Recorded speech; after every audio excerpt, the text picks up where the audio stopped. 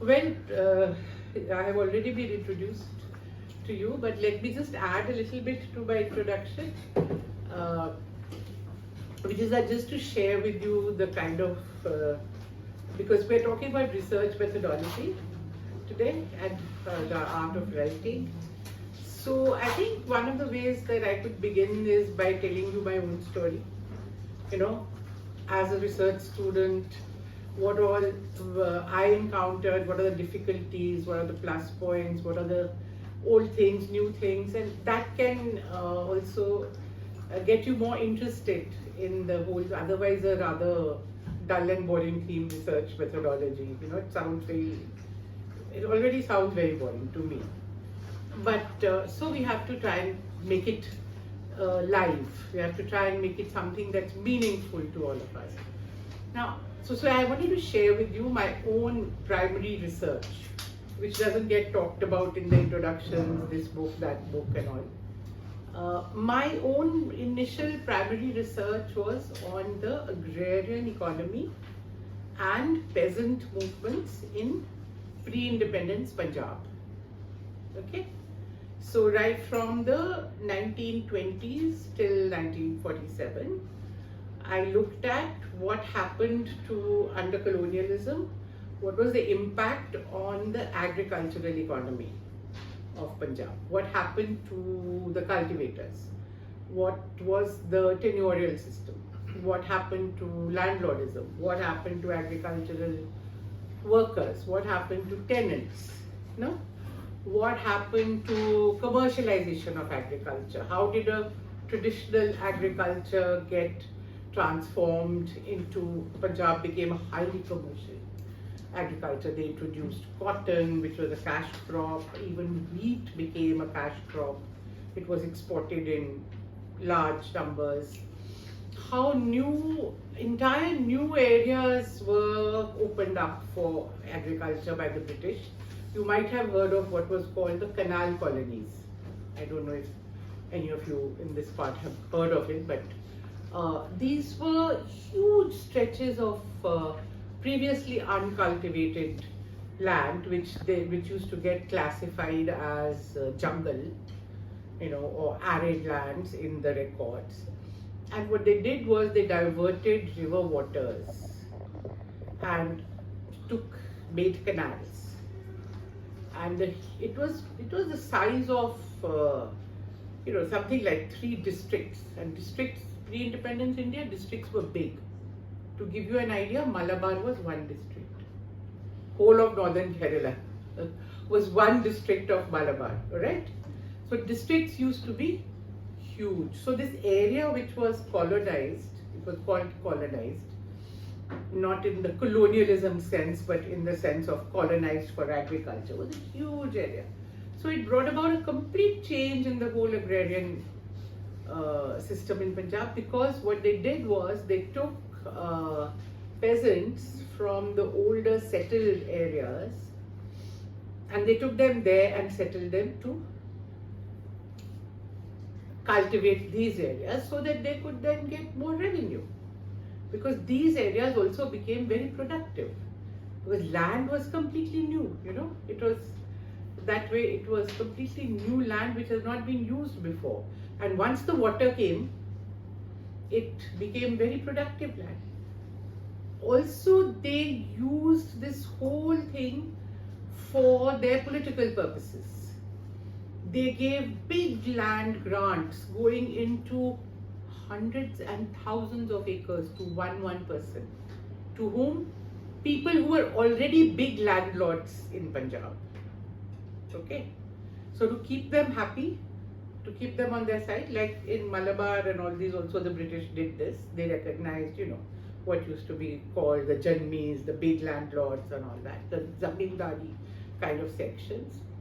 Plus what they did, they started giving land grants in these new areas to soldiers. As you know, Punjab sent a lot of people into the British Army, right? It was a major recruitment base to keep them loyal. So how the British combined their economic policy, raising more revenue, by expanding the agriculture, and they combined it with their political purposes, you know. So this is the kind of research I started out on. And one of the things I wanted to tell you was that how I started on this research. Because, you know, research is something which is very unpredictable. You may start with a topic which you have discussed with your supervisor. You may take 1 month, 2 months, even 6 months to explore various topics and then come to a final decision. And yet, when you start researching on it, you may find that you're not getting the answers. The questions which were there in your mind, with which you went to the data, which you went to your sources, you're not getting those answers. Because those answers are not there. Maybe the enough background work is already not there, available for you. So what happened to me was, I started my topic, which I finalized, was on the peasant, Kisan, you know, the Karshaka movement in Punjab.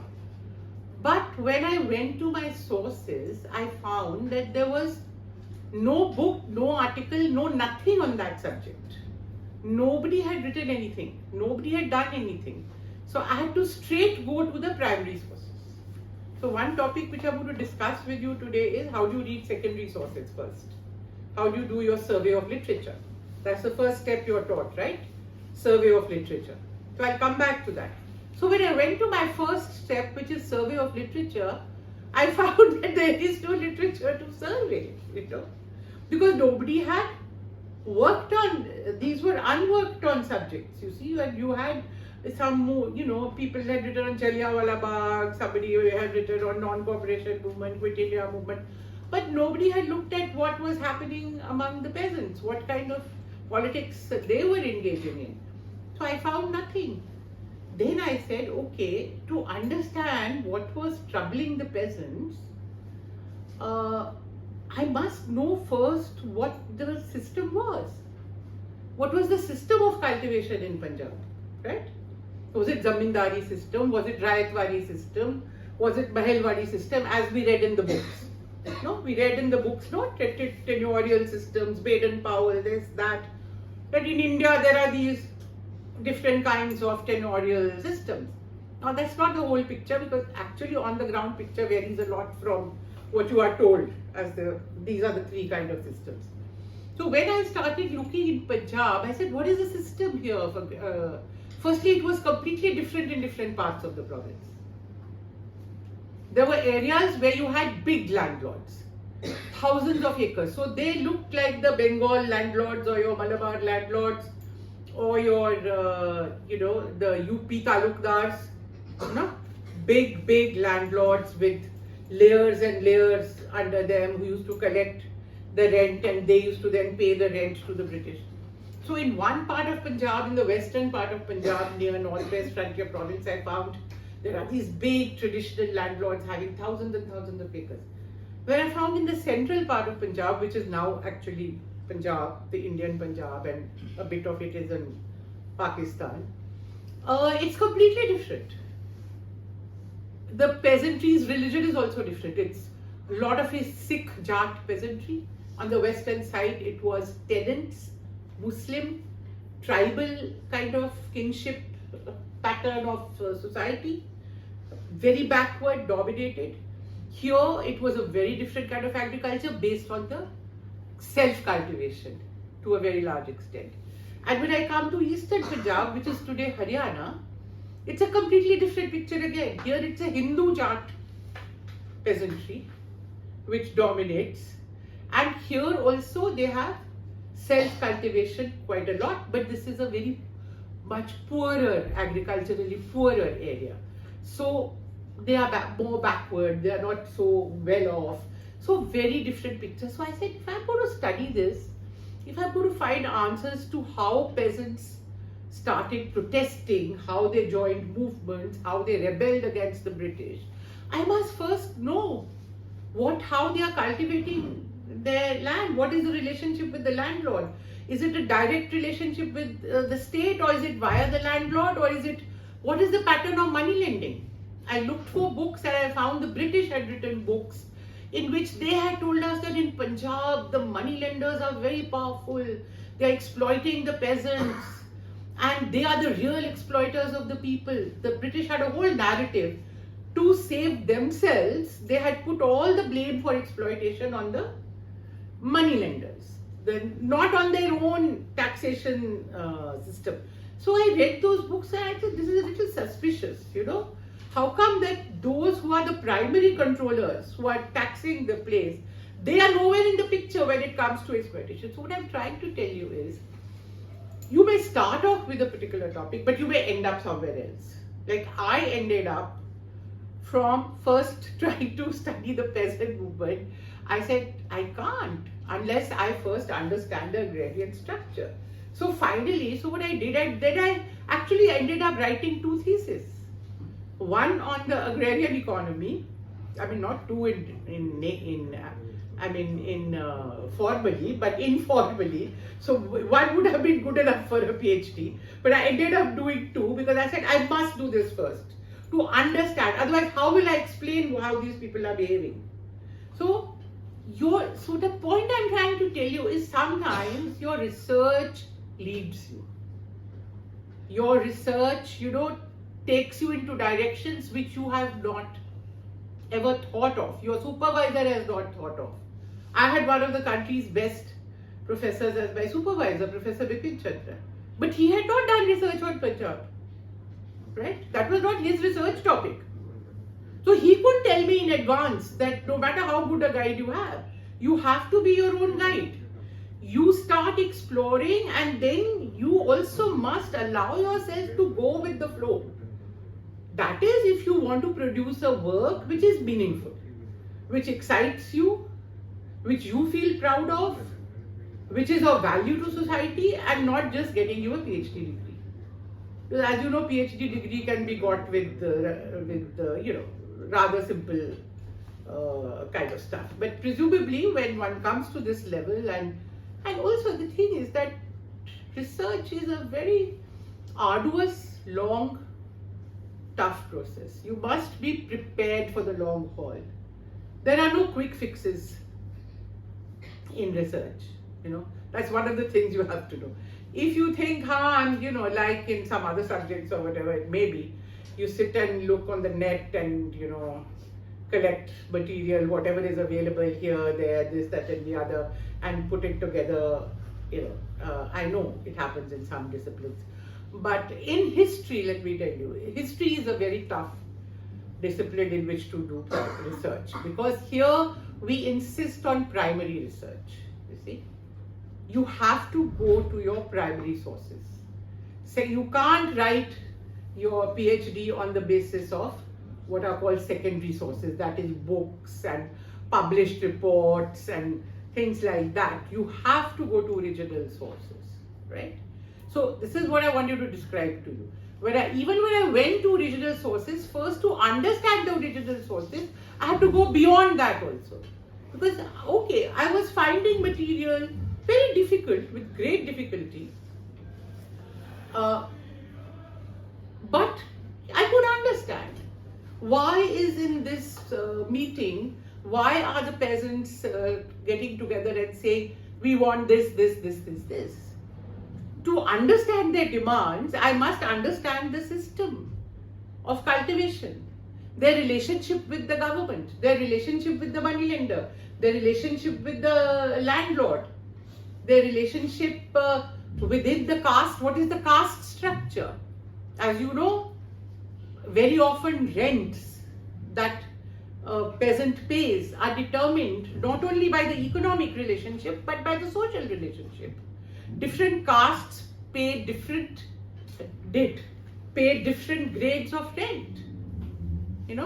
Upper castes often had concessions when it came to rents, and the lower castes paid more rents. For the first, let me quickly give little diversion to tell you how I first discovered this. Even before I started my PhD research, I wrote a paper on Premchand, the novelist Premchand. Now Premchand he writes in Hindi, wrote in Hindi. He was a very acute observer of the rural scene very acute observer. His knowledge of agrarian society, the village, was very, very sharp and very empathetic. If you have read any of his stories, like if you remember Kafan, if you remember Sadgati, I don't know, have in translation I presume some of you may have read Premchand. Anybody? Yeah? Yes? No? No. You remember anything? You remember any story? Do you remember the very famous movie Sadgati? No, it's all before your time. See, we are all old and you're all young. So our reference points are also very different, you know. But anyway, it doesn't matter. The point is, just to give you an example, in this story, Kafan is a story of father and son agricultural laborers, low caste agricultural laborers. The wife of the older man, the mother of the younger man, she dies. Right? And they are so poor that they don't have the money to buy a cloth to cover her. Right? Kafan. Kafan is the cloth with which you cover a dead body, and that's the story. So they go begging in the village, saying, "Poor woman has died, will you give us some money to cover?" And people give, because this much is there that somebody has died, her last rites should be performed, so they get small amounts, they collect some money. By then it's nightfall, it's evening, and they're hungry. They have had nothing to eat. So they very tentatively ask each other, would she really mind if we spent a little bit of this money to eat something? And they have this conversation, and then they convince each other, no, she'd be happy if we could eat something. After all, we have to. After they have convinced themselves that she wouldn't mind that, they say, would she really mind if we had a little bit to drink? You know, they are of course very sad, very shattered, and they are poor people. And so the story ends up with how this money, which it's so wretched that they don't have a piece of cloth. They beg, and at the end of it, it's a story you have to read to be able to understand the pathos with which he understands the psychology of the poor man. You know, how that little bit of money, that this is, you see, the tragedy of the story is that these people have to choose between a coffee, something to put into their stomach, and a little bit of a drink to drown their sorrows, which no middle class person will have to ever choose between three. You know, so I give you an example. So I did a paper on Premchand during my MPhil, and I found that his perception of agrarian society was so detailed and so acute. So I read his novels, and I found that I learned more about the relationship between landlords and tenants and caste and class, what we today call intersectionality, you know, in the novels of Premchand than I could find in the best of the economic history works, because that kind of fine detail with which he describes which caste is paying how much rent, what is the relationship, what is the nazrana, that you understand nazrana? It's like you will be having an equivalent here, I'm sure. A gift. It's not really a gift, it's a forced gift. It's a customary thing that there is this festival or something is happening in the house of a landlord. Everybody who is the tenant will have to go and give some milk, some flour, some sugar, whatever they have produced, they have to go and give. And that how Nazrana is also graded according to caste. The lower castes will have to have more obligation. If you're a Brahmin tenant, you will get a benefit. If you're a middle tenant, you will get a little more benefit, like that. So what I'm trying to tell you is that when I started studying, and this is going to keep your mind and ears open, when you're looking for something, when you look for sources, it is not only the conventional sources that you look at. You will say, I'll go to the archives. But depending on your topic, you may or may not find anything much in the government records.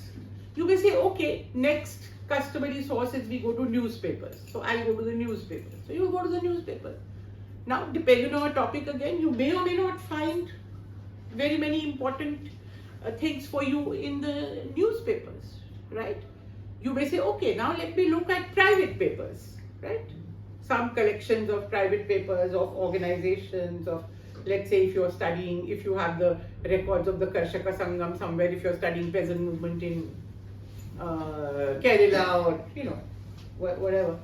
If you can find the records, you may find them in the party office, you may find them in Kisan Sabha office or wherever.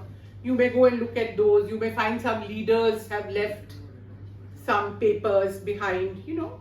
So you may go to the Nehru Memorial Museum and Library and look at the records of the All India Statespeople Conference or the Congress Party or whatever, private papers we call these, which are non-official records. These are still traditional records. Traditional in the sense, these are our regular sources which historians look at. But there is so much beyond.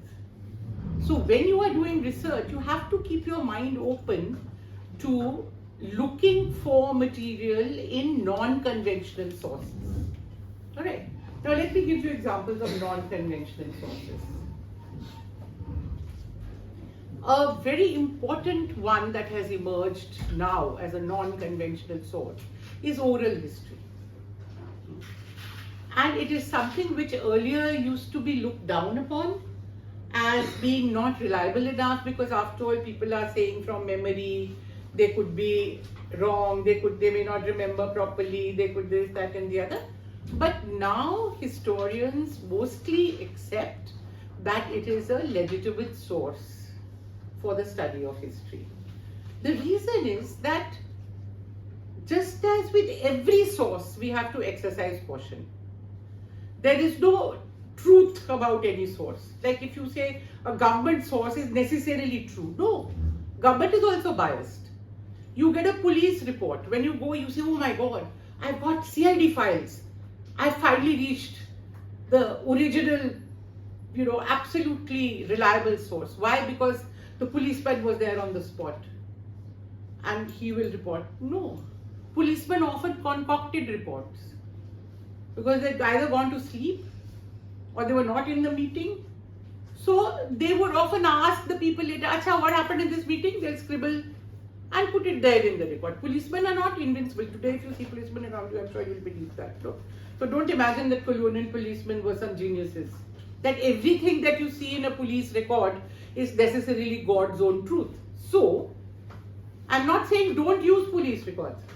But when you use any record, you don't stop your brain from functioning. Na?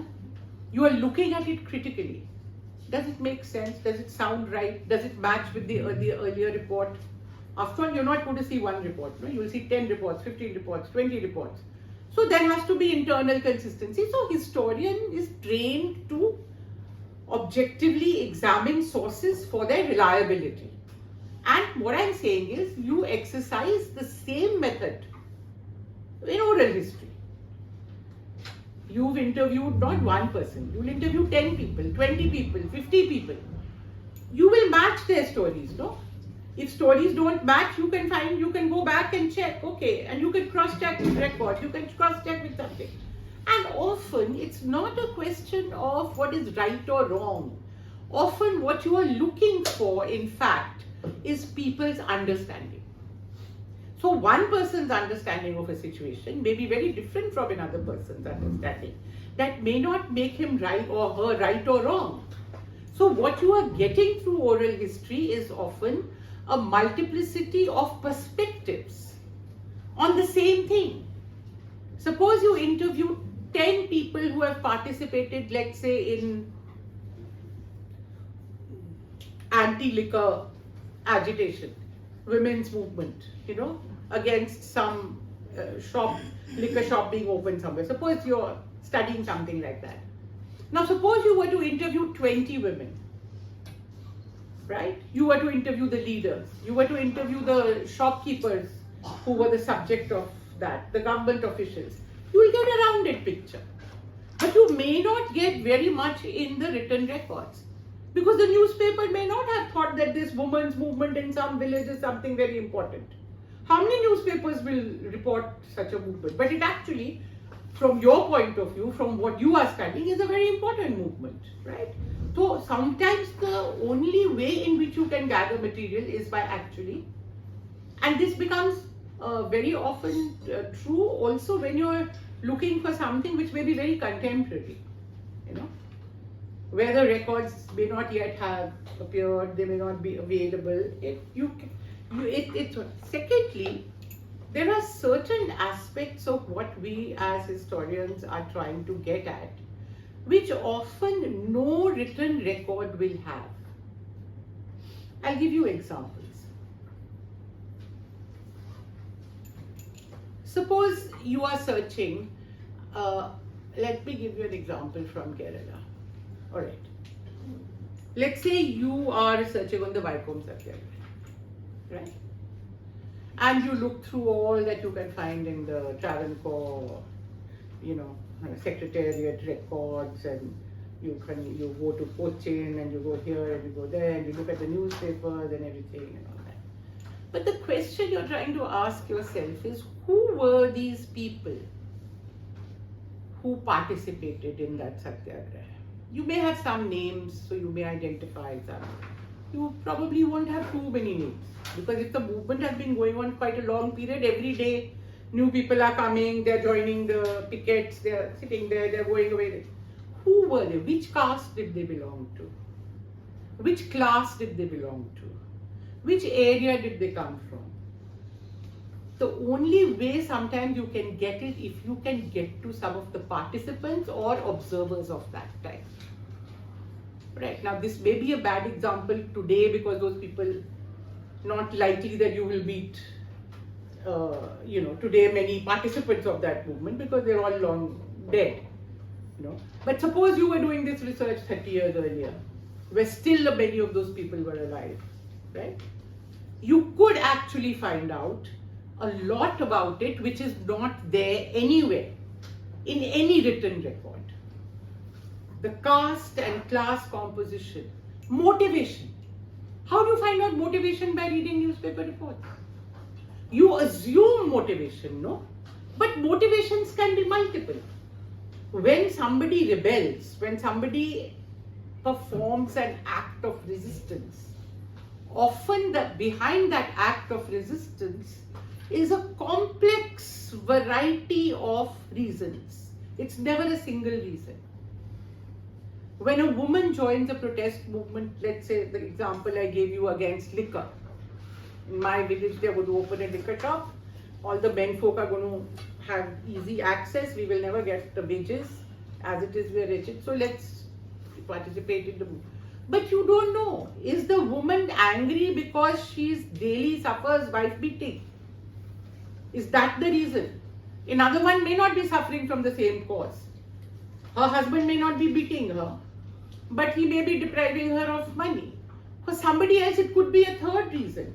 The person who's the leader of that or leaders of that, their motivation. How to understand a movement, an act of resistance? Behind it, every act of resistance, it is never simplistic. Suppose tomorrow there's a strike in your university and there are 40 people here. And if I ask them, why did you join this strike? One simple one will be the demand. That we agree with this demand. That whatever be the demand. Whether it is about fees or whether it's about attendance or whether it's about, more facilities or some punishment which some student has been given a fine which you think is unfair, whatever it might be, that will be the demand that you have. But in your reaching the point of resistance, there will be many reasons that come to it. What enables someone to resist? How do you find that out? Not everybody reacts to every act of discrimination in the same way. Why? Why do some people react to it and others not react to it? Some react to it quietly but do not have the capacity to come out and join, right?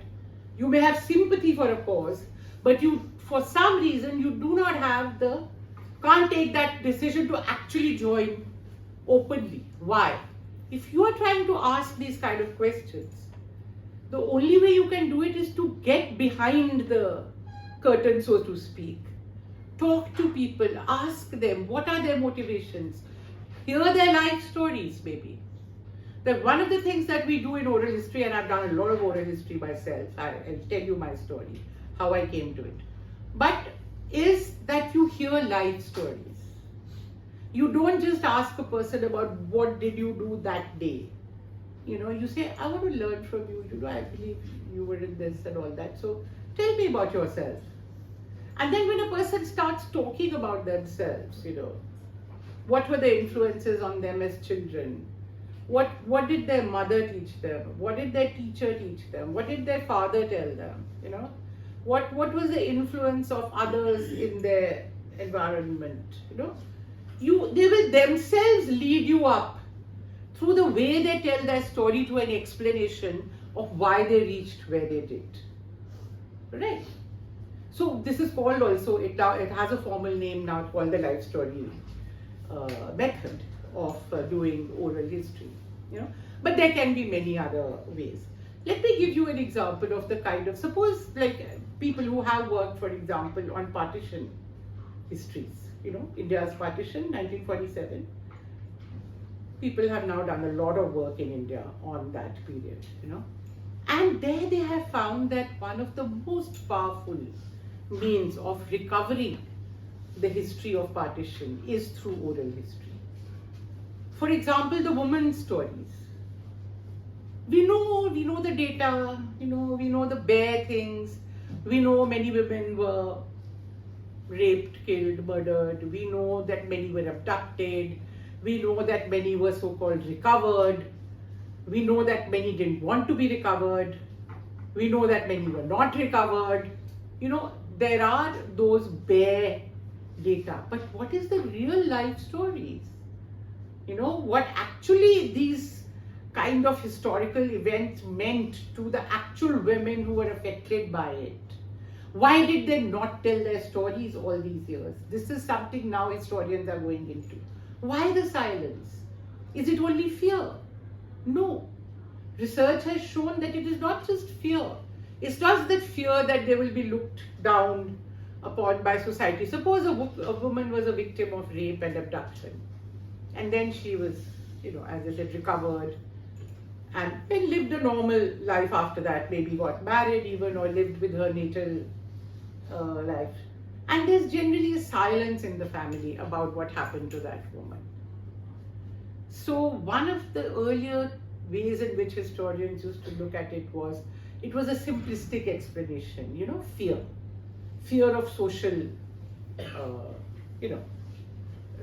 non-acceptance, reaction, fear of bringing shame on the family, right?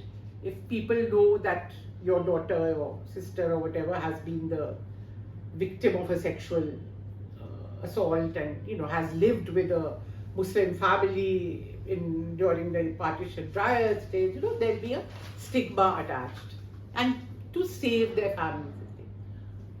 But more and more as people have gone into it, and where you've used psychological methods and you've actually used professionals through research teams to go into these things, and you've also taken the help of research which has been done in other parts of the world of victims of this kind. There's a lot of very interesting work on such things being done on Black history. What happened to Black women? Because they also, they didn't have a partition, but they had suffered this kind of story in a very acute way. And there they've collected a lot of these life stories and all that and put them in archives. So one of the things which very interesting which emerged was that women said that silence for us was a way of just coming to terms with life, and moving on. Okay, you understand? That it was a choice. It was not necessarily something forced on us, but we chose silence because we didn't want to go down that way, right? It's very interesting because normal kind of theory would be it is only suppression. Now, maybe sometime later somebody will say it's a form of self-suppression or whatever it might be. It's still got to do with society. I don't know. What I'm saying is that interesting perspectives have emerged by going into oral histories, by actually talking to the people concerned. So that what I'm saying is that when you start trying to actually understand your historical actors as real human beings, not just figures and numbers and names which are like opaque, then that empathy emerges and you actually begin to try to come to some really complex and sophisticated and empathetic understanding. I think empathy is also very important. To try and get into the mind of that person and see what would be motivating such a person. Not impose your theories on them. We have set theories, You begin with, if you are exploited, you will rebel. No. If you are exploited, you may choose to be silent because you are afraid. It's as simple as that. You don't necessarily rebel because you are exploited. You have many choices when you are exploited. You are oppressed. How many women don't speak up? They are oppressed, no? Do they speak up? Is it equal? Is oppression equal to rebellion? If that was so, the world would have changed long ago, no? So between being oppressed, understanding oppression, getting ready to resist, reaching a point of rebellion where you want to actually change the structure, there are many stages, right? So when you are actually trying to understand real people, then you need to use, what I'm saying, a complex variety of sources, which includes actually talking to people to the extent that you can. Now you can't obviously talk to people who are dead. So you will say, so what should we do? How do we try to understand? I'll take you to literature. Fiction is a very potent source, and you in your province, in your language, have absolutely a rich resource of literature. You've had brilliant writers, who have a great acute understanding of society around them, including of women. I would say use literature as a resource, because they are not talking about, it doesn't matter that you're talking about real people, but a good writer, a good work of fiction will always be true. You know what I mean? True in the true sense, that there will be truth in it. That is why it becomes great literature. It's when it captures the truth in a society that it becomes great literature. There is no great literature which is false, concocted. The only great literature is when that person has actually succeeded in understanding the reality of that society and bringing it before the reader. So you can rely on great literature as a source of understanding. So you're looking at late 19th century Kerala, let's say. Read your early writers. What was your first famous novel? Indulekha, right? Now, those are classics.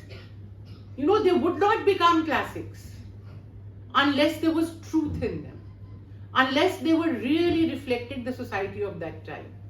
So don't just look at archival sources and this and that, the other. Read your Indulekha and other, stories of that time, literature of that time, to understand resistance movements also. All your writers, as I said, you have great writers here, have written about the protest movements, have written about the rebellions, beautiful. I have read a lot of it in translation, so I don't remember names right on, but I know it's there. So that oral history, literature to me, are some of the very potent sources for research, which we do not use sufficiently. And since I'm a modern historian, I'm basically giving you examples from modern India. I know many of you must be doing research on earlier periods, but then I'm not a very competent person to give you advice on that.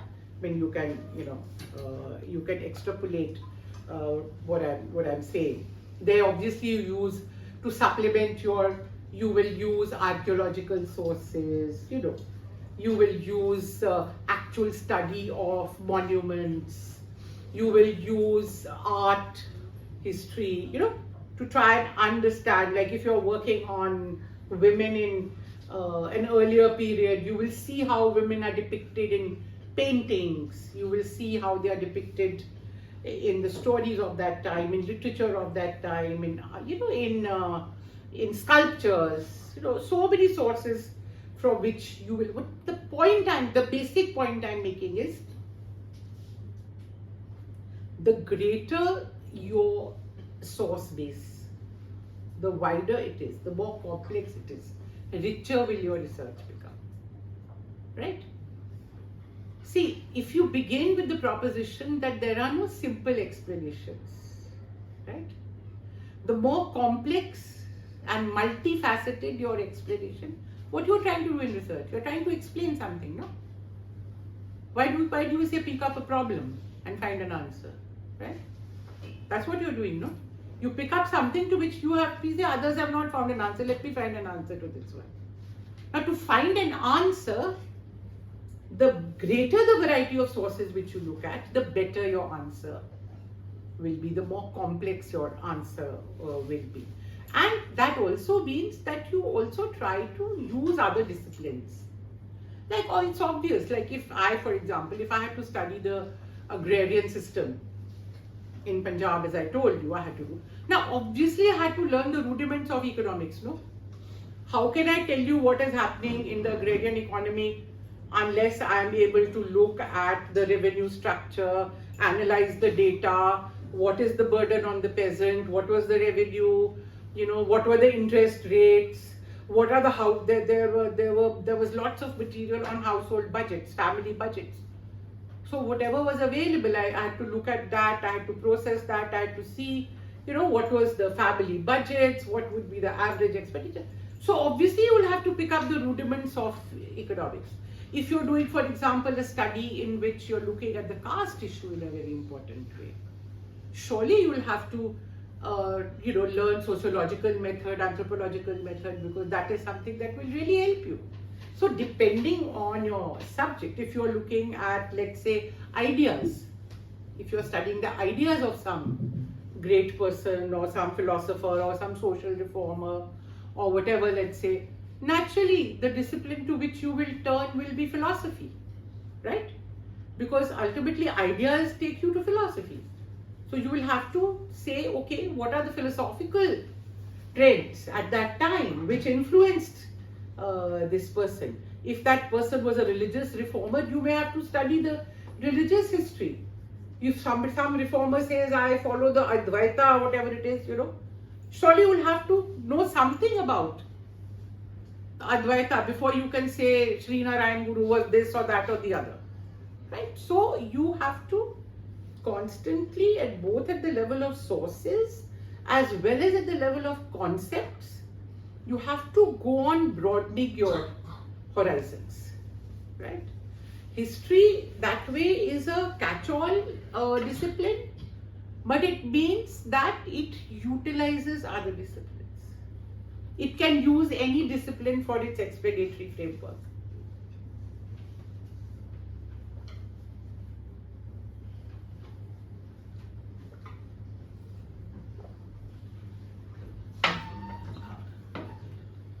What is the time? I wanted to get on to some 3:15, is that? Or is it? Huh? Tell me the time. 3:10. How much time have we spent? 30 minutes? 30 minutes? 30, no? 40. So I have still 20-25 minutes. So 1 hour talk and then rest discussion, right? Yes. No? No, tell me the truth. If you have a... Huh? No, tell me. Is that... Yeah, it's... That's what I was told. 1 hour, 1 hour. No? The 2 hour session? No. If you want some more time, you can take the time, and after we can take half an hour for discussion. That depends on you. That I will not say why, Okay. Now,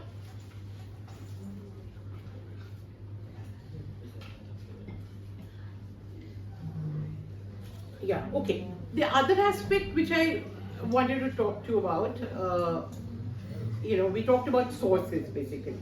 What are the kinds of varieties of sources that you look at. Now, when, as I started out, but then, I started to tell you how in my case, there was no literature to read. But I think one of the important points I wish to make to you is that ACs are not working or what? Huh? You shut it off. Please, it's very hot. Think of me also. Please put it on. You're cold, is it? Huh? It's alright, you change, you come here. If you're very cold. Please let it be on because I'm really getting very hot. Alright. Now what? As I said, the other important aspect which I wanted to talk to you about was your first step, which is review of literature. Now, what does review of literature mean? Does it mean that you prepare a bibliography and then one by one at random you start reading articles, books, etc. and make summaries of those articles and books, and finally in your thesis, your first chapter will be a review of literature, where you will give a detail or whatever of what are the books or material that you have read which covers the period of your research. Now, in my mind, that is not the way to go about it. You have to have a strategy for reading. It cannot be random. It cannot just be you prepare a bibliography and then one by one you start, ticking off that these are relevant. So I've read 5, I've read 10, I've read this, I've read that, and then finally you make some kind of summary of it. What is most important before you do your review of literature is whatever your subject. Let's say your subject is modern Indian history or medieval or whatever, or Kerala history or environmental history or whatever it is. You first have to do some, because review of literature means you are looking for, you want to move? Yes. Yeah, go ahead. I'm sorry, but No, it's I okay. really, I'm already pouring sweat. So. Sorry to trouble you. No, it's not at all. Before you do that, you have to look at the broader trends in writing in your area, broader area. What do I mean by that? You have to look at what are the historiographical approaches to the subject, right? So let me give you an example. Let's say your topic is within modern Indian history, right? Suppose. Now, we know that there are well-established schools of historiography, right? Now, you must first be familiar with that. You must know that, there is imperialist school, there's Marxist school, there's nationalist school, there's subaltern school, there's communal historiography. There are different approaches. Why do you need to be aware of that? Because when you start doing your reading, you must be able to make out what is the approach or the historiographical understanding of this book or this article which I am reading. Because you don't read only to get facts, data. Facts and data always have to be put in a framework for them to become meaningful. So thesis is not just amassing more and more material and data and putting it all together and giving it to the supervisor and the examiners to correct, right? Always you have to systematize your data.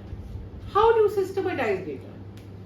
You can't make sense of things unless you analyze, unless you systematize. How will you do it? So from the very first stage of reading your literature around it, you first have to be aware of which are the historiographical schools. You have to know the basics of those schools. So for example, I'll just take 5-7 minutes to illustrate. Suppose, for example, you say, okay, let's take a quick look at least at what are these schools. So let's say, as I rattled off, Now, if I say, okay, let me look at this particular book that I'm about to read, it seems to be that this probably falls within the historiographical, the imperialist school, right? So I must ask myself, what is the basic digits? What are the basic elements of the imperialist school? So that before I read that book, my mind, I already am aware what I'm looking for. So I recognize those elements when I see them. I will recognize them only if I know in advance. If my mind is not trained, if I have not read, how will I know? How will I recognize? Right? So, for example, I'll just give you one or two illustrations. In the imperialist school, for example, when we speak about it, we immediately say there are two different types of imperialist schools. One we call liberal imperialist, one we call conservative imperialist. So the first question will be, okay, now does this fall within a liberal imperialist framework or a conservative imperialist framework? So then you'll ask yourself, what was the liberal imperialist framework? So there are again some basics. In the liberal imperialist framework is what we call their explanation for in modern Indian history. For example, if they are studying the national movement, it's essentially what they call the Whig approach, or which is the approach based on ideas.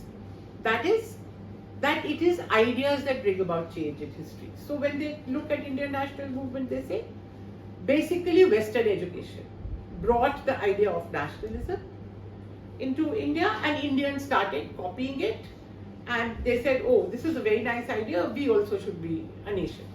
Basically, the explanation is along those lines. I'm simplifying it, of course. Conservative imperialist school, immediately you should say, okay, well, that sounds right. Adil Steele, Judith Brown, and Broomfield, and your David Washbrook and Baker. And what are the basic digits to remind yourself so that you can see whether what you're going to read resembles that or not, right? In that, the basic digits again are that in the conservative imperialist school, essentially it's based on an understanding that Indian society, the basic identities in Indian society are primordial identities. Caste, religion, these are the things that matter, And that Indian national movement therefore was essentially a movement which was for upper caste domination of Indian society. It was not a real movement for independence. It was essentially a movement of the upper caste, and essentially the Hindu upper caste for dominating. And there are some basic elements in it, like the faction model and this and that. I can go into details if you want. The point I'm trying to make is similarly, if you say, oh, subaltern. Now, you must know, does this fit into that approach, what I'm going to read? You must know what are the basics of the subaltern approach, right? So what I'm trying to say is, well, what is the subaltern approach? The subaltern approach also has certain recognizable features. The way it is outlined is that they believe that there are two levels in society, two domains in society. There is the elite domain and there is a subaltern or a people's domain. That society is divided into these two broad levels, right? And when they come to studying Indian national movement or peasant movements or this, they always analyze in terms of these two levels. Is it an elite movement? Is it a subaltern movement? And then there are some basic principles which they bring into play, like according to the subaltern school, the role of the elites is always negative. People have the capacity to rebel and revolt on their own. They don't need any assistance from elite levels of society. They don't need ideologies like nationalism, communism, socialism. All these are actually curbing the subaltern, behavior and freedom. And so there are some basic digits like that. Alright, we could if there was time, you could ask questions, I can always discuss with you. They believe in romanticization of violence. You know, anything violent is equal to revolutionary. Now, if you train yourself to understand some of the basic features of the different approaches. Communal approach. What is a communal approach? A communal approach is one in which religion is the dominant factor for everything. All explanations come down to religion, right? Because that is seen as the primary identity. What is most important to explain your behavior is whether you're a Hindu or a Muslim or a Christian. Rest, everything comes afterwards. Whether you're landlord or whether you're agricultural laborer, doesn't matter. What it matters is whether you're Hindu or Muslim or Christian. At a very simple level, communalism is that. And it is the use of religion for politics, for political purposes. So if you understand, you have to be conscious that there are, what's the point I'm making? Basic point I'm making is,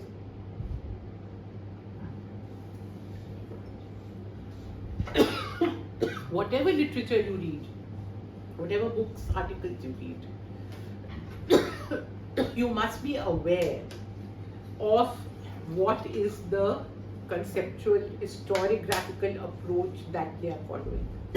Right? Now, it is also possible that sometimes you will come across work which is maybe useful from certain points of view, it may have good data, etc. But essentially, it's quite approach neutral. You know what I mean? It doesn't easily fit into necessarily any of the different schools of historiography that I'm talking about. It's possible. Also, you may come across people who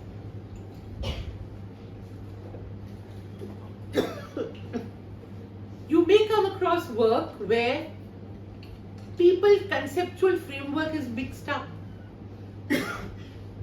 They don't necessarily follow a particular clear-cut model. They'll take a bit from here and a bit from there and mix and match, as they say. So it's a bit of a kitchen approach. It's not very clear-cut, but they may use the idealist approach for part of it, partly subaltern, partly Cambridge School. All kinds of things can happen. So it's not as if everybody has a clear-cut idea that we are writing according to this approach. Even within these approaches, there is complexity. The best of scholars following broadly a common approach, they have different understanding. Suppose you're talking of Marxist historiography. There's Subit Sarkar, there's Bipin Chandra, there's A.R. Desai, there's Professor K.N. Panikkar, there's B.B. Chaudhary. Now all of them are not writing identical things, right? Broadly they may follow a Marxist approach, but within that they all have their own differences in specific issues and sometimes on basic issues also. E.M.S. Namboodiripad has written a lot on national movement. Now there may be, he has a certain approach, but A.R. Desai and R.P. Dutt before him may have differences with what the model that EMS has adopted. So even within a historiographical school, you have to be sensitive to nuances. Sometimes these nuances can be connected, I don't have the time to go into some detail, to older influences, older loyalties of particular lines that were taken, like in the case of the Marxist school, there were basically two opposite lines during the pre-independence period which were followed. One was called the sectarian line or the Sixth Congress line, and the another one was the United Front line. And the communist movement alternated between the two. Now, depending on that, it produced in history writing also different kinds of understanding. One was to work closely with the national movement and the National Congress, and another was to always remain separate, so it was always very critical. Now that would affect the way they understand Gandhi, the way they understand Nehru, the way they understand the Congress, those different. So you could be Marxist, but you could be sharply divergent in your approaches. Now why am I saying all these things to you? Because the more aware you are of these frameworks, the easier will be for you to grasp when you're doing your reading as to what it is that you're reading. Where does it fit into? Also, for yourself, to make up your own mind, what is going to be your approach? Approach everyone must have. You need not follow anybody. But you can't do without an approach. Look, what did I say? The purpose of your research work is to produce something of value to society. You can only do that if it has some meaning. If it comes to some meaningful conclusions. Not only to get a PhD, right? It's not to put all the data together and give, as I said, give it to your supervisor and your examiner and get your degree and go home. So approach you have to have. And understanding a conceptual framework, but how do you arrive at it? You will not wake up one fine morning and say, I know. This is the approach I'm going to follow, Nor will it come automatically. That, okay, I'm doing my research, I'm analyzing, while doing this and that, it will evolve. Partly, yes.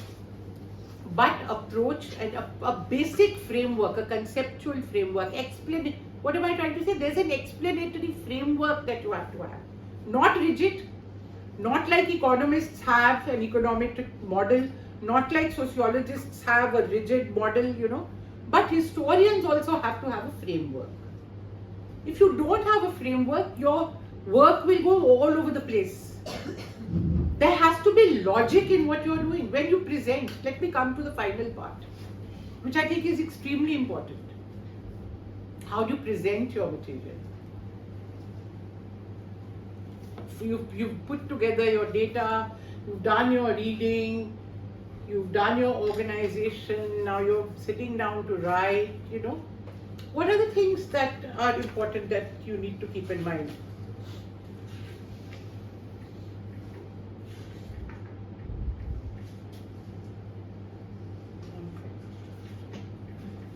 First and foremost, don't just put together your data in any old form. Of course, you have chapters and all that, I know that.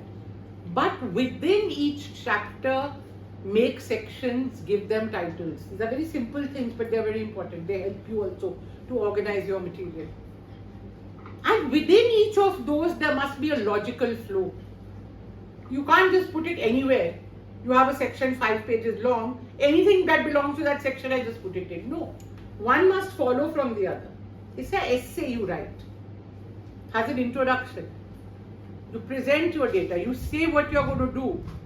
You do it. You come to some conclusion, however brief. You then go on to the next one. That logically should flow from the previous one. Like that, the way you organize your material, there has to be a system to it, a logic to it. It can't just be chapter 1 could be here or it could be at chapter 5 also. No. There are reasons why you are organizing your material in a particular order, because they are connected to each other in a particular kind of order, right?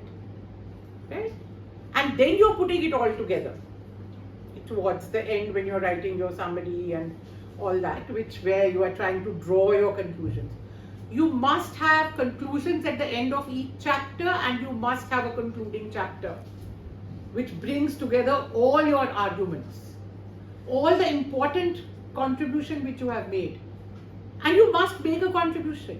Tell me, what is the purpose of writing a thesis? To make an original contribution. We never write a thesis on something that's already been done, right? Why are you told you have to do something new? So you're solving a new problem. So at the end of it, you must be able to say, this is what I've done. This is what is new in what I've done. This is what is different in what I've done. I've disagreed with so and so, I've agreed with this. I've given a new dimension here.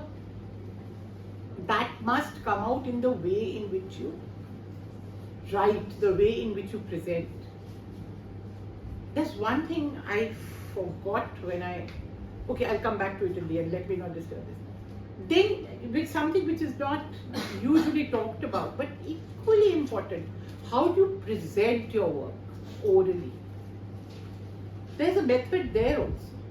It's not just, now that I know I've done my thing, I have to, even if it's the Viva, or you're going for an interview, or you're going to another university to give a talk, present a paper.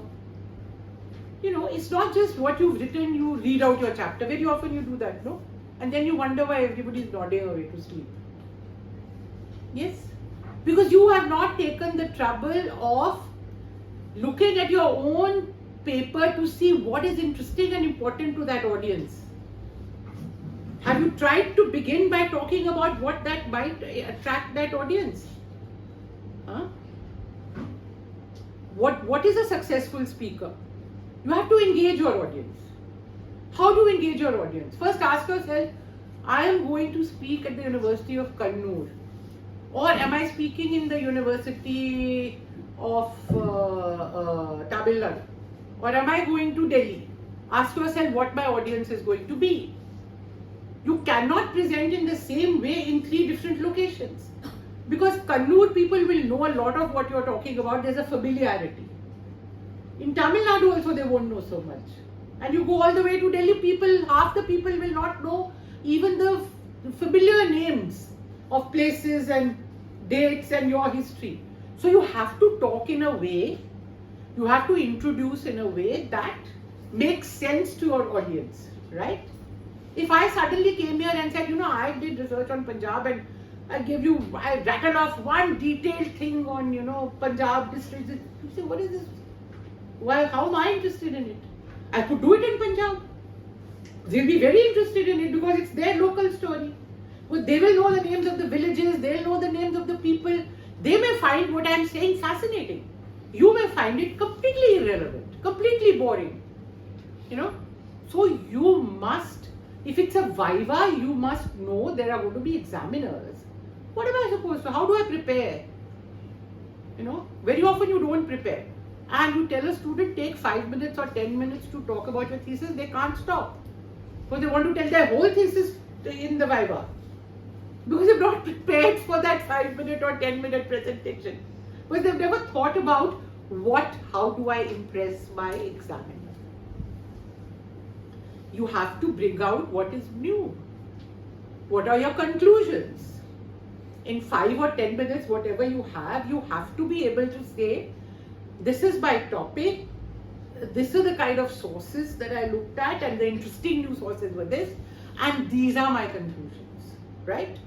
If you start first describing your subject and take 10 minutes over that, your Viva examiner is also a human being, no? Not interested after that, switched off.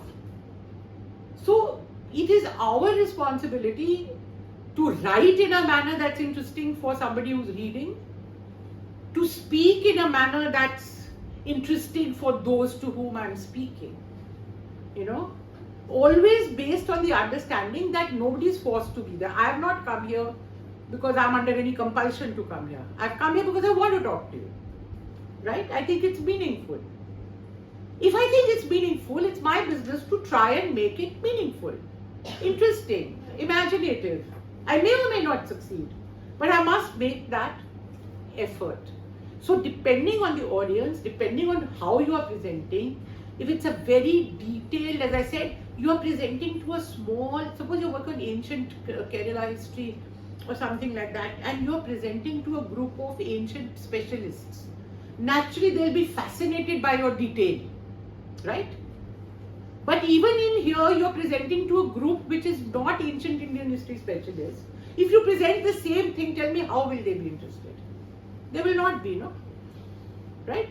So you must learn how to present your work in different audiences, in different kinds of ways, picking out what is important in your own work. I'm not saying you present somebody else's work, but you must learn how you present your research to different people in different parts of the globe. Suppose you go to an international conference. What are you going to do? Tell me.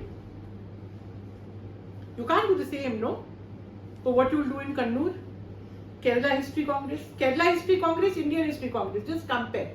If those are your two audiences, should there not be any difference? Should be, no? You are appealing to an all India crowd. Here you are appealing to a Kerala crowd. There has to be a difference because people don't understand. So you have to firstly explain in a certain way some things. You have to make sure people know what you are talking about. They understand what you are talking about, right? I can't, suppose I come and say, okay, canal colony is this, that and the other. I take the trouble of explaining to you. I introduce a new idea to you, like canal colonies, which you probably never heard about. But I take 2 minutes to explain to you what is canal colonies, right? So that you're with me. You are following me. You're following my story, right? Now that is extremely, extremely important. So all the different stages from your making your bibliography, systematizing it, how to read, sources, presentation, and presentation finally before different audiences. These are all different stages of your work where all of this you have to pay attention to. It's not something that, it'll happen, sab chalta ho jayega kind of thing. It will happen in its own, it's not going to happen on its own. You have to consciously do this. One thing I wanted to talk about, which somehow got left out because, I had all my notes, but as is my habit, I forget to look at my notes. So, I wanted to tell you a very interesting new thing which I learned recently and want to share it with you. Talking about new ways of doing research, the way you can get to new sources. So one, of course, we know that digitization of archival resources all over the world is happening at a very rapid pace. And you should be aware of it. There are many, many such archival resources which are now available online. Now, how many are available to you in your university library, I can't say. That depends, because you have to buy, often you have to buy these, what shall I say, links, or whatever it is. But you should be aware, because sometimes in another library you can access them. They may not be here, but if you go to a bigger library somewhere, you may be able to. But you should know that you must look for, because today sitting here, anywhere, if you have access to those databases, you can access resources which are there in different parts of the world. For us, for India, for example, many archives in the United Kingdom, in Britain, have digitized a large part of their material. And there's a lot of stuff on local Indian histories available in them. Different countries, different universities. Of course, British Library has done, British Museum, and all have done the bigger ones, but the other ones also. Okay. So the newspapers, all the old newspapers, for example, the American companies have digitized. Of course, as I said, you can't just get onto them. So either your library has to have bought them, or you go to a library which has access to them. For example, you want to look at the newspapers of the 19th century. Many of those Indian newspapers are now digitized, but not necessarily openly available in the open access. But they're there, and you must know this, all right? That's a very, very important source, because sitting in National Archives of India has digitized quite a bit of its holdings. Of course, it has huge holdings, so it will take a lot of time to digitize, but do look it up. They've done a pretty good job of it. Nehru Memorial has done some, not too much, but that's another story. I'm not going to go into it. All right. Now, what I want to tell you is something much more important and interesting. See, the way you all know about artificial intelligence, right? Now, there are historians who have started working with the use of artificial intelligence in very interesting kind of ways. And you never know, because it's all happening so rapidly that you may actually be able to use it, I mean, I don't know exactly details because I'm not familiar with how you use artificial intelligence, but I'm telling you this from a colleague, an Irish professor who's a very close friend, who was happening to visit Delhi just last week. And we were having a conversation with her about work which she's doing, a big project she's doing for European Union funded project, where they have AI specialists, psychologists, and whatnot. I don't know. So many people of different disciplines all together, and they're looking at 16th, 17th century material. Okay. Where, for example, there are testimonies of women before some inquiry commissions which were there in the 17th century, which they have digitized. In Ireland, they have digitized. Okay, that they had already done. That has nothing to do with artificial intelligence. That is simple. You digitize. But what are they doing through AI is that there are these thousands of such testimonies, okay, of women. They are using AI now to mine that material. And the project is on how were ordinary women living their lives in the 17th century. Imagine that is the project. In which they are using, because she said, what she explained to us, and this was work which she had started, got it digitized.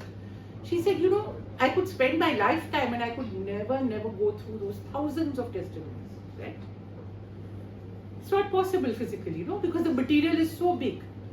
But through AI, they are, because here it's like using a machine, no, it's like a big computer. They are getting the material systematized. It can pick up. So you train it. You have to train it, of course, like you have to train anything, you know, to look for this, to look for that, etc. This is where the AI specialists come into the picture. So they work with AI specialists, right? And they help, and as I said, they work with psychologists because they also want to understand psychological dimensions of the issue. So it's a multidisciplinary project where they are now going to be able to look through material which otherwise may take you decades to look through if you did it physically. Right? So, what I'm saying is that there are all these new dimensions, and you are young people. You don't know in a few years' time what are the resources that will be available to you for doing your research. If you keep your mind open and keep looking around, I mean, after all, you're next to one tech hub, whatever it is, near the gate of this university, IT. You have a whole IT park here, right? And maybe in your family itself, there'll soon be people who know IA, and now that what chat something is already, people are telling you all about it and whatnot. Now, of course, there are the other side, flip side of it and all that, which we all know. But the point is that when we are talking about new ways of doing research, you know, new sources, here is, I'm giving you a concrete example of people who are today doing work which they could not have done even last year because it was not available. As this new technology comes, it's a question of how you can harness it, how you can use it. Just as computers, you know, 20 years ago, who was using computers in India? Today, can you live without it? Can you live without your smartphone? No, not for a minute. You're using it all the time, no? So you don't know what, you are just starting your lives when you continue to do research. So the basic point is openness, continuing to keep in touch with what's happening, latest things also. Keep your minds open, keep learning new techniques, keep learning new things, don't become dull, don't become boring, don't become useless. Okay?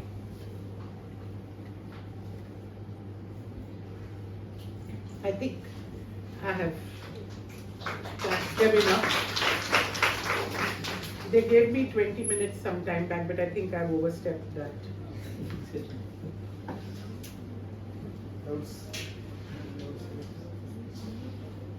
Can we have 20 or 15 minutes interaction?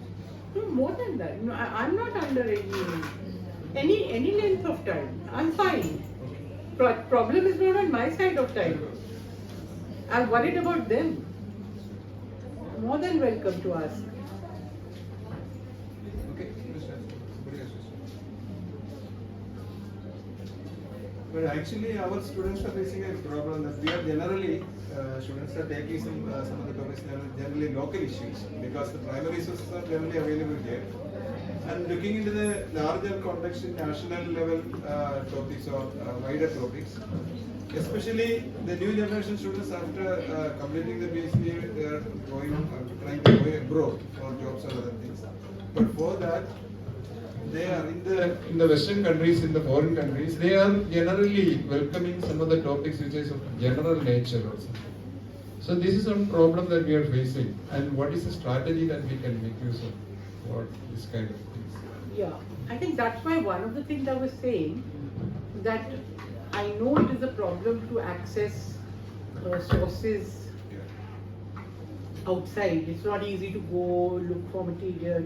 That's why I say that please take a good look and start using the digitized sources. Because once you and like many of them are all open source. Like you should put someone to take a good look at the National Archives. There's a lot of material now available online. Many series of files they have digitized. So you may be able to look at those and see which are the areas where they can actually work. And is there no resources available for travel for them? No, nothing. Like can they not, they have no funds to go to Delhi or other places for research? And no funds. Nothing. So they are getting fellowships, but they have to meet everything within these fellowships. Yeah, so there are no research funds. It's not generally given, but for those students who are qualified JR, they will get a little bit more. They have some, no?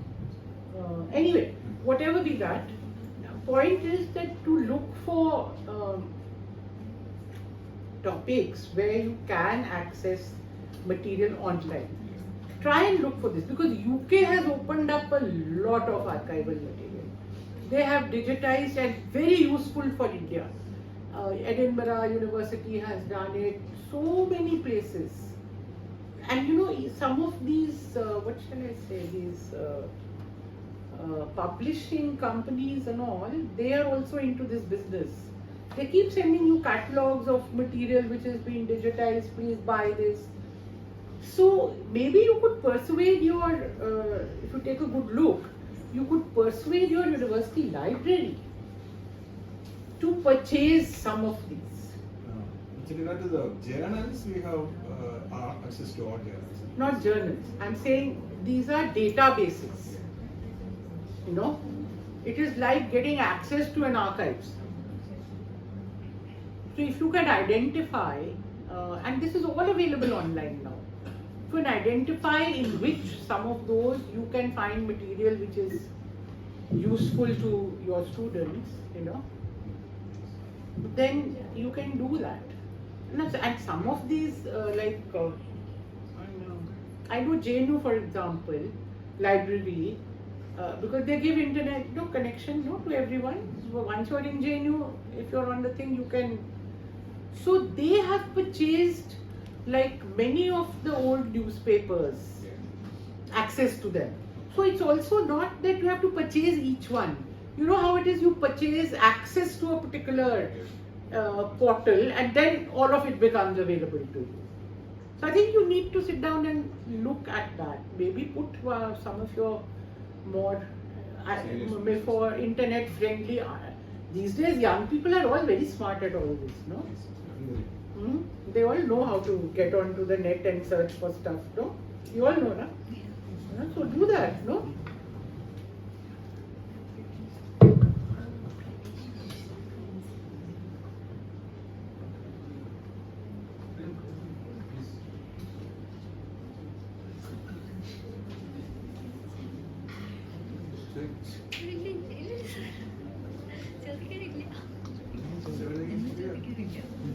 In the morning there were rush for asking. Acha.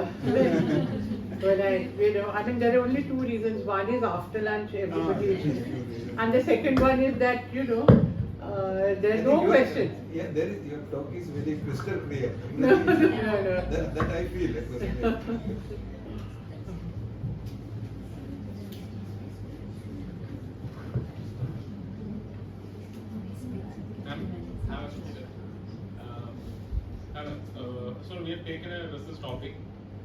after our entrance examination and then joined just the beginning.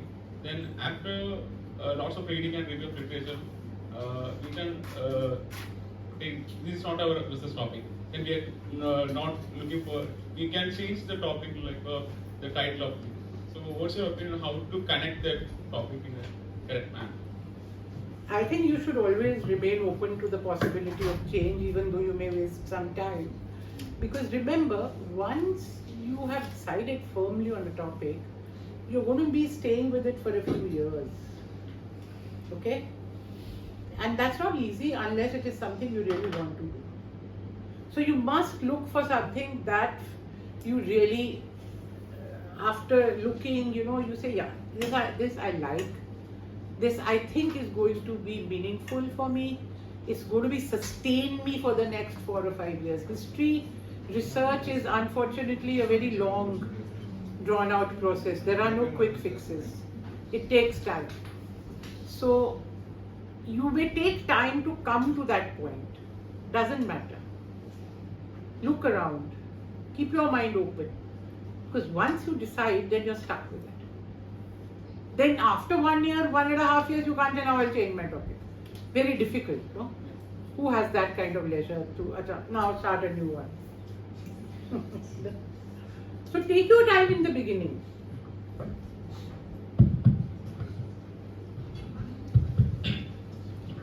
Thank you, ma'am, for your wonderful lecture. My question is, as you have mentioned, oral history oral sources are much significant in historical research. Then my question is that how could we able to check the authenticity of oral sources? Thank you. I think I already briefly explained. I said, number one, you don't interview just one person. When you're doing in an area, whatever, you will try to talk to a number of people. So there is an automatic check that happens through that process, right? Because people will be talking about the same issue, different people will be talking about it. You will soon find out if there are discrepancies. In any case, what I explained to you was that it's not so much factual material that we are looking for when you're doing oral history. It's not event. Those things we can find in newspapers, archival sources. This date Vaikom Satyagraha took place. This date Alappi movement took place. This date Satyagraha was here, or the peasants marched on the house of the Janmi, and dates you can find, and it doesn't matter so much. If somebody makes a mistake and says, oh, we went and that was on 13th of May, whereas actually it was 18th of May. What is most important, what you are trying to find out, as I said, is different aspects. You are trying to find out why, how, who. As I said, who are the people who participated? That somebody who was there can tell you. Was it really the poor who participated? Was it the lower caste who participated? Was it the middle caste who participated? Was it the better off peasant who participated? Was it the agricultural laborer or the tenant who participated? That information you will not get in your newspaper article or this thing. And here it's not a question of right or wrong. Why will a person tell you a lie about that? Tell me, how does it matter?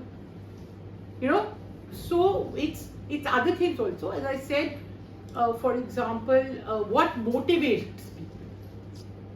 Now, there is not a question of factual information. Here you're trying to find out what is that person's understanding. And that understanding will be different for different people, no? It won't be the same. So you are trying to focus. Suppose you're trying to find out, let me put a concrete question to you, which we were trying to ask. Many years ago, we were doing research here in Kerala, oral history research. And we found we were meeting people in the Malabar area. Later we came here also. But initially it was around that. Now, Mappila movement was very powerful. 1920 we had a big rebellion and all that during Khilafat. But then we found that after that in the 20s and the 30s, while in the neighboring areas, the very powerful Karshaka Sangha movement had emerged. But in what is now Malappuram, right? In the Mapla area, there was no resistance. Completely dead politically. And we were interviewing some of the peasant leaders, communist leaders, Karshaka Sangam leaders who were, and this is, I'm talking of 30 years ago, so they were all alive then. And we started, after a while when we noticed this, we started asking them this question. How is it that in your movement, there are no Muslims are participating, and your movement is not there in the Muslim areas, in the Mapla areas, but very powerful in the next tehsil, in the next village, but not affecting them. So finally what they started opening up and talking to us, and they said, after the suppression in 1921, when that, in the train, that incident when, how many 100 people were killed, and brutal suppression that took place of that movement, in the Mapla areas, people completely went into a withdrawal mode. They were not willing to come out into any kind of politics at all. So these were all the peasant leaders and activists who are telling you. They said no matter how hard we would try, it was not possible because they were completely frightened and the long period of complete apolitical behavior. It was only much later, closer and independence and afterwards, that they started coming out politically. Such was the extreme repression which they had faced. So now what did it teach us as historians? Remember I asked you, I said, is it equal that there will be exploitation, there will be oppression and there will be rebellion? No. Sometimes it happens, there can be such severe repression that for decades afterward people don't get up. I'll give you an example from North India, which also we... Punjab. Recently, Spontaneous uprising this Punjabi Russians. Which one now? No, but that is the opposite this thing, no? And there was no suppression like that which happened in. I'm saying sometimes suppression is so severe that people don't rise for a long time. That's the point I'm making. 1857 revolt. You all know about it? Where was the most severe repression of that revolt? Delhi and UP. In Delhi, thousands of people were killed and they were hung from lamp posts. Their bodies would be hanging from lamp posts. Total 100,000 people were killed in the suppression of the 1857 rebellion. Mostly Delhi and UP. Because UP, Lucknow, the rebellion was the strongest, Now, you know what? How is it when we take a jump a few decades later, your national movement is emerging, right? Where does it first emerge? Bengal, Maharashtra, then Punjab. Is that right? First glimmerings you get from Bengal, Maharashtra, and then in the Swadeshi movement, which we call 1905 to 97 anti-partition movement, Bengal. You're familiar with all this, what I'm talking about? No? Yes. Yeah, okay. So then it's Bengal, it's Bombay Presidency and Punjab. These three regions come out openly against the British at a mass level. UP is so quiet. Is the reason. 2-3 decades ago, I had a student who was doing research on this period, early period of Indian nationalism in UP. And I told him, I said, I'm not able to understand why is it that till non-cooperation movement, that is 1920, UP does not start getting up at all. There is no political expression in UP of nationalism. Very difficult to understand because it's a old area of Punjab is conquered later, UP is conquered earlier. So the earlier provinces where education spread and all that, they came out earlier. So what is the reason? And he started going into it and finding out about it. And the reason was that it took them 50 years after the suppression of 1857 to recover from that suppression. The memories of 1857 were so alive in the minds of the peasants because they are the ones who had suffered. Because it was a peasant rebellion. And the British massacred them brutally. So, brutal suppression can also lead to,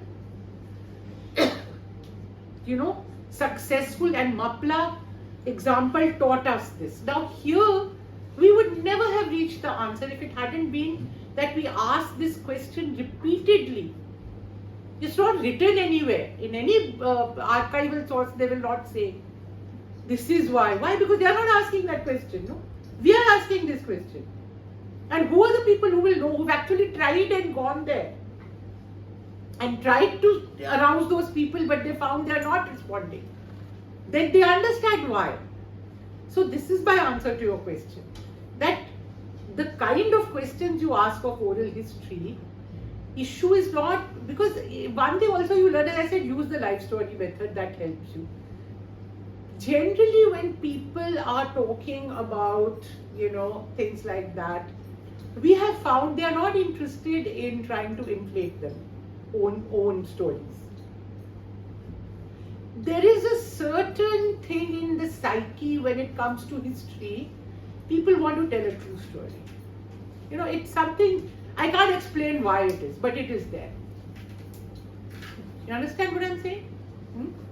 It automatically people start telling the truth, And it's not about inflating their own roles. In fact, what we found was people are so keen to tell you, okay, go and interview this person also. So and so also participated. So I'll give you the address of this person. Go there, go there. The whole feeling is one of wanting you to have the full story, rather than of saying I'm the hero. That was an amazing lesson also that we learned. So these are things which you find out as you go along. As I said, if you're sensitive, if you're careful, you will know how to find your way around when you do oral history. Of course, there are certain ethics which you must follow. When you do oral history, that you don't misrepresent. You don't put your own ideas onto your subjects. That you faithfully present what you have got from your subject. That's also a very important part of ethics. You are not misusing somebody's confidence to just tell your own story. You must also be honest and true to that person's story. That's extremely important. Also, confidentiality is a very important issue. You must ask the person, make sure that they are willing to share this story with others, their name to be shared or not. Because sometimes it doesn't matter, these are public stories, but when I talked about partition stories, the research on partition with women, now very often their identities will be an issue. Not everybody will want their identity which they have shared with you, their story, their identities to be revealed in your writing. So these are all things you have to be very careful about. You must take the proper permissions, you must ask, give assurances. If you've given assurance, then you stick to that assurance and all that. I remember, when we were doing this oral history project long ago with Professor Bipin Chandra and all, in Kerala particularly, because many of them knew Bipin very well, the older communist leaders and all. They did not want their testimony to be revealed for so many years, but they trusted him. So they said, yes, we'll speak to you, but you keep it quiet for so many years. And he did. So there is always that, you trust. You have to also make sure that you don't betray that trust. Because here, remember, when you do oral history as a historian, your responsibility is very great. You are creating evidence. Understand? You're creating your own evidence. You're creating data. Otherwise, you're looking at existing data. No, here you are creating data. So your responsibility becomes very great to see that it is authentic, it is in a proper way, you're following the rules, whatever you have given the assurances, you don't break those. There are formal, actually nowadays, since in sociology and anthropology this kind of research is very much part of their system, there are well laid out procedures on how you go about doing this kind of research.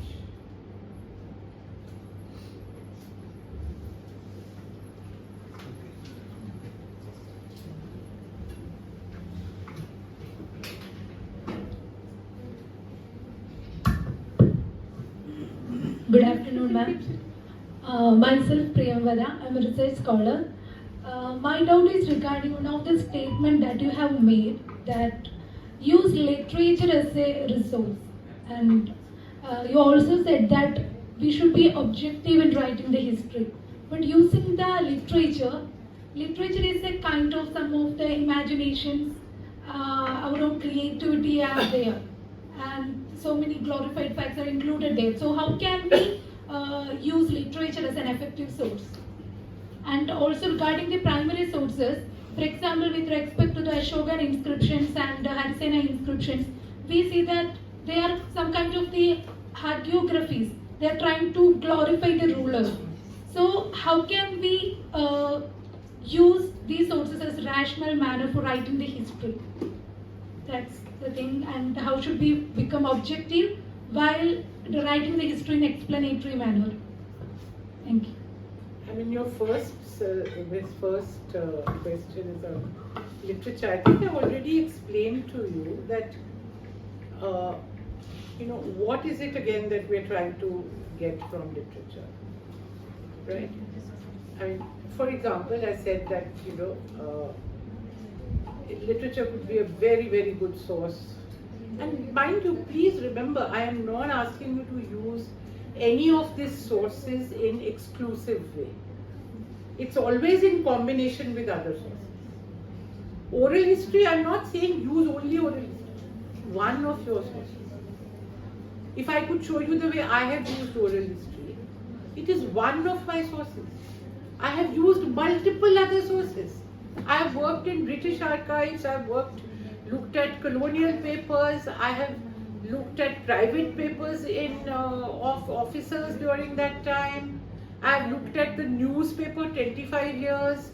I have looked at entire archival record, home political, this, that and the other, plus I have used it. So therefore, with literature also, the thing to do is to use it in combination with other sources. So the example I gave you from Premchand, I said if you are trying to study agrarian relations in UP, Premchand is such a good source because he gives you detail on the relationship between the landlord and the peasant and the tenant and agricultural worker, which brings in caste and class, which I have not found in any archival record. And as I said, it's also your estimation of a person, of the writer. I mean, it's not you're picking up any old thing, and saying that. As I said, I gave you example, Indulekha. Late 19th century you want to study, I was telling them that you have such wonderful literature in Malayalam, right? And I know only of modern period little bit, some in translation and all I have read, but it can be a wonderful source for a historian to corroborate, and more than anything else, what I keep saying to you is understanding. It enables you to understand. You have to understand the data that and literature gives you a way of encompassing the whole society. Relationships between men and women, between families, between children and parents, patriarchy. You are talking of patriarchy. Literature can give you a wonderful source of how to study patriarchy. And as I said, when you have such sensitive writers, they may be writing fiction. Of course, they are taking the form of fiction. That doesn't mean that it is not reality which they are depicting. The character may be a fictional character, but the situation in which that character is placed is a real situation. a combination of many real situations, a new story is built. Right? So, so just as biographies and autobiographies, autobiographies are also very important, I think, as a source. But again, you have to always balance it with other sources. Same your question about hagiographies and all. These, of course, historians have now for long. They have methodology how to assess. Again, it's always comparative. You cross-check, the Ashoka inscriptions are there, you cross-check with something else, some other contemporary thing, archaeological material, this, that, and you discount the fact when you know that these are always hagiographies, so you discount that fact. Like, let me give you a counter example.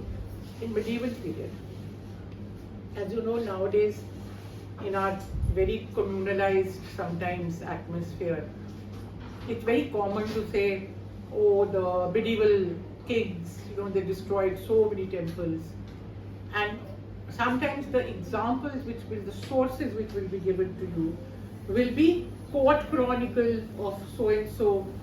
Written in the chronicle itself is that this king did so much conversion and this and that and the other. Now, historians of medieval India have pointed out that you can't go by these as authentic numbers, because often those people who are writing those chronicles, they are doing it to glorify the king, saying he's such a great Muslim ruler that he was able to conduct so many conversions and destroyed so many temples. There was no such thing. There's a historian by the name of Eaton, and there's one other also, I forget his name. What they have done is they have done research on that entire period and said all known instances of destruction of temples, they have compiled a database. All known, wherever you could find actually an example of anywhere, literature here, there, whatever. And they have come to some ridiculous figure compared to this thousands. They said that total you could come to was 30 or 60 or 90 or something over the entire period. Now there's such a variation between what a historian has documented as temple destruction and what would be written at that time as claiming religious, greatness for the Sultan. The person who's writing to praise him is saying that you are such a great Sultan. So we have to be, careful about these things. Let me give you an example. Another very interesting example. This came out recently. There was I'm forgetting names. There was a professor in Allahabad, and he read a book by a man called a historian who was in Calcutta by the name of Harprasad Shastri, who had written in a book that Tipu Sultan had how many 3,000 Brahmins killed in such and such or something. So he got very suspicious and he looked at the record. No, there was no source. So he contacted this person, this professor in Calcutta University, sometime in the 1920s, the story. Asked him, what is your source? So he replied saying, my source is the district gazetteer of Mysore. So he then wrote to a professor in Mysore University and said, this is the reply I have got. Can you please have it checked whether this is there in the district gazetteer of Mysore? That professor had it checked, and in fact he contacted the person who was now doing the new gazetteer of Mysore, who had all the old gazetteers, British gazetteers and all with him. He checked everywhere. He said nowhere in any gazetteer is it mentioned that 3,000 Brahmins who had got killed by Tipu Sultan. On the contrary, they gave the evidence of how Tipu used to patronize the temples, how he used to do this, how these donations he gave this, how he used to daily visit the temple in Srirangapatnam, where he was before he went here. All kind of other stories. Now this story came out recently, I read about it, as an example of, and you know what the vilification of Tipu Sultan, which was going on till very recently in Karnataka. You know, he's still today a contentious figure because these are the kind of stories. And I know in Kerala he's a contentious figure. You know, northern Kerala, you go, they will tell you about how he conquered here and, you know, that Sultan Batari and all. I've been over there, so I know the stories from there. Point I'm making here is that you can have, you know, all kinds of hagiographies of a negative or positive kind, you know. And of course one has to constantly find ways of cross-checking. It's always to remain alert. That, what I appreciate is, this historian in Allahabad, when he reads this, he's suspicious. So he writes to him and says, what is your source? He says, this is my source. He's not satisfied. He writes over there and says, I want to see the source. And ultimately he finds out. So that's a historian also has to be a detective. Okay? Thank you.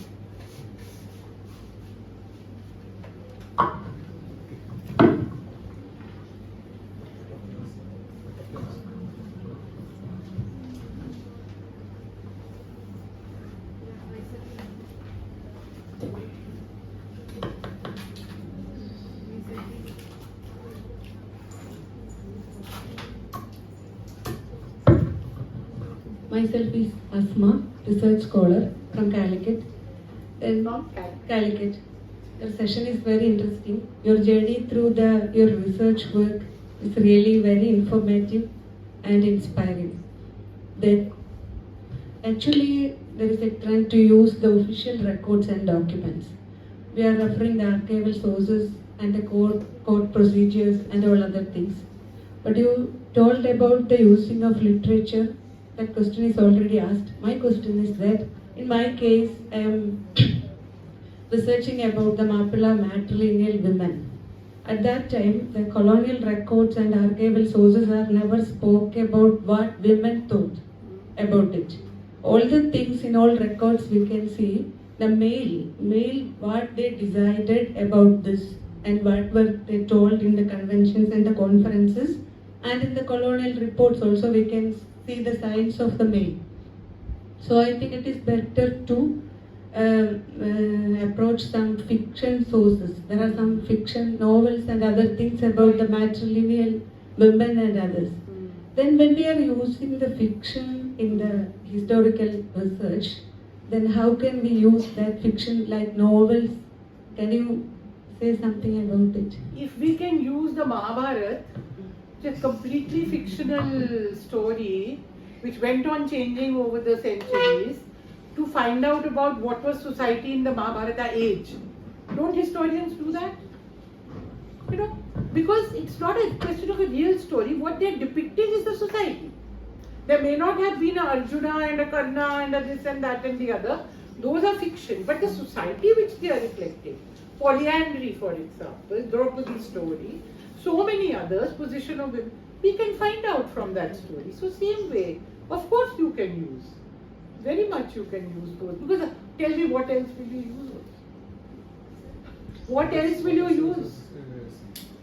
What are your sources otherwise? Other sources are colonial. Yeah, right. Other sources are colonial records, court judgments, because a lot of cases are there. That's right. Yeah, court That's a records good are there. source. That's Yeah. a good source. Yeah. And Then that, court judgments, and also you could try and look more at your district level records. yeah. Because very often, lots of property cases were there. In the district level records, you can sometimes find material. And, probably it all depends on how well it's been maintained. I don't know how good are your district level records, how well are they kept. That I don't know, whether they are retained still. I mean, I'm sure the old record keeping system was good when Malabar was a district, but I have no idea what has happened over the years. Because one of the problems happens when districts get bifurcated.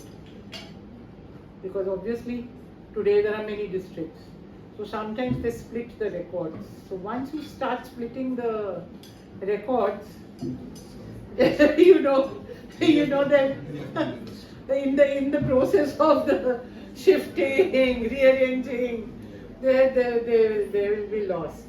Same thing happened here also from Desuji Library archives shifted to Janova archives. So many evidences. So much was lost, no? One of the worst things is to shift it. The only security you have is don't touch. Leave it where it is. Leave it. You know, we are so worried. This this Central Vista plan of you know about it, no? They are rebuilding whole of Central Delhi. From India Gate till Rashtrapati Bhavan, both sides they are breaking down and rebuilding. So one of the buildings they want to demolish is the archives building. And you know which one? That new one, have you been there? Where the records are kept. They want to demolish that and shift those records. It is not happened. Not yet, but it next stage. But I think we should somehow prevent it, because already they have been shifted once from the old building, and if it happens once more, I don't think anything is going to survive.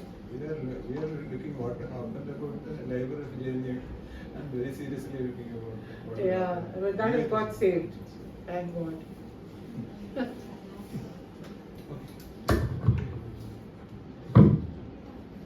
Yeah, sure, go ahead. I have a doubt in with collecting the primary sources. In my case, I'm working in the crime-related research topic. Crime-related research topic. So, if I'm collecting the crime-related, read the FIR report, then first investigation report. This is also a primary sources for my case. So already they have manipulating their own stories in the FIR. So how we can collect the correct primary sources from this particular topic? Can you tell me something? That, that's what I told you, that just because something is a police record doesn't mean that it's true. Because policemen also tell stories. And I'll tell you how, I can give you a concrete example. Through oral history we found out many things. The political people, they would be they would attach a policeman to the person.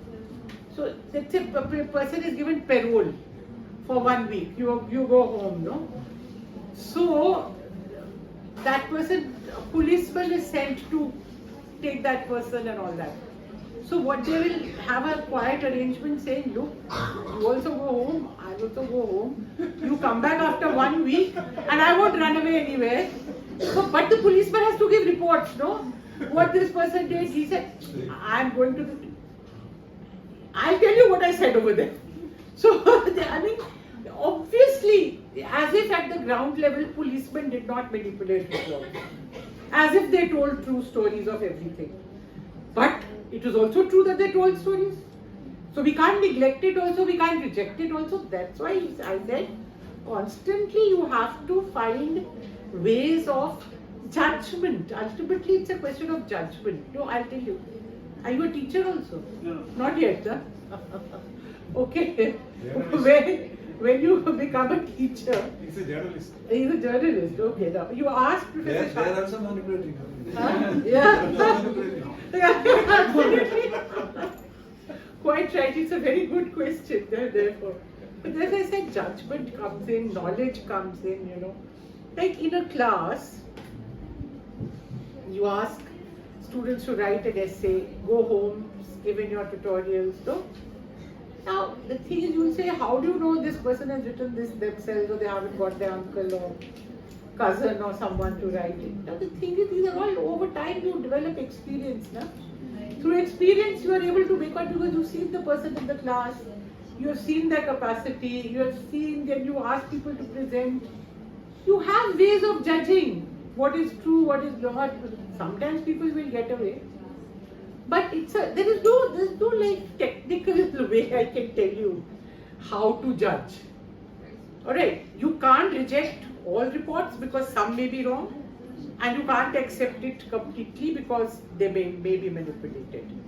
So constantly you have to exercise And that's why you need other sources also, corroborative sources. I mean, I think most important is that the task of doing research is always one for looking for corroborative sources.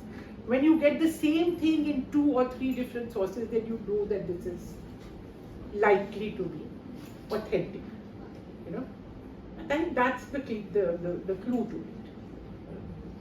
Thank you.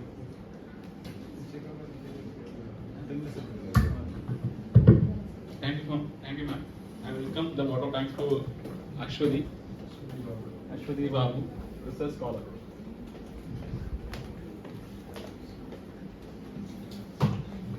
Good evening, everyone. On behalf of the Department of History, University of Kerala, I'm glad to be here standing before you to express the vote of thanks. I would like to extend my heartfelt gratitude to our chief guest, Professor Mridula Mukherjee, ma'am. Thank you, ma'am, for accepting our invitation and for being here with us today. Like your works, your lecture also inspired us very much. My sincere thanks to our head of the department, Dr. Shahji. Thank you, sir, for ensuring such programs for us. Thank you, Dr. Jinimon, Dr. Sajna, and all other teachers for being here. Finally, I would like to thank all the research scholars for participating in this event. Thank you all once again. So they need a photo session. Outside. Outside.